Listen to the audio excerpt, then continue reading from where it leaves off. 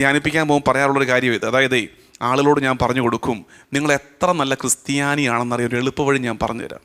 അതായത് how good a Christian I am, how good a Christian I am എന്ന് സ്വയം വിലയിരുത്താൻ ഒരു എളുപ്പവഴി പറയാം. അതായത് നമ്മൾ ഒരാളോട് 10 മിനിറ്റ് സംസാരിച്ച് കഴിയുമ്പോൾ നമ്മൾ ആരോട് മിണ്ടിയോ ആ മിണ്ടിയാൾക്ക് സന്തോഷമുണ്ടോ, അത്രയും മാത്രം ചിന്തിച്ചാൽ മതി. വലിയ വലിയ വലിയ കൊമ്പത്തെ കാര്യങ്ങൾ ചിന്തിച്ചില്ലെങ്കിലും നമ്മളൊരാളോട് 10 മിനിറ്റ് വർത്തമാനം പറഞ്ഞു കഴിയുമ്പോൾ നമ്മൾ ആരോട് സംസാരിച്ചോ ആ സംസാരിച്ച ആൾക്ക് സന്തോഷം കിട്ടിയോ, സന്തോഷം ഉണ്ടായോ?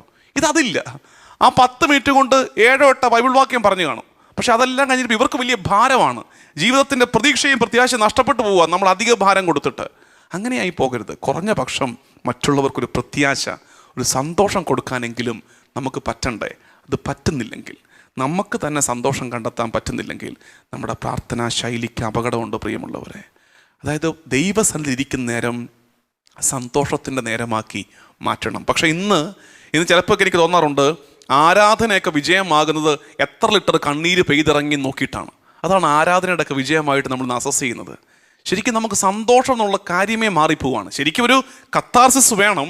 ഇടയ്ക്ക് വല്ലപ്പോഴും ഒക്കെ നമ്മുടെ പാപബോധത്താൽ, നമ്മുടെ ഇടർച്ചയുടെ ഓർമ്മകളാൽ നമ്മൾ കർത്താവിൻ്റെ മുമ്പിൽ കണ്ണീരൊഴുക്കണം. ശരിയാണ്, കണ്ണീരൊഴുക്കണം. 2 കണ്ണിൽ നിന്നും കണ്ണീർ ചാല് കീറി ഒഴുകി ഇറങ്ങണം.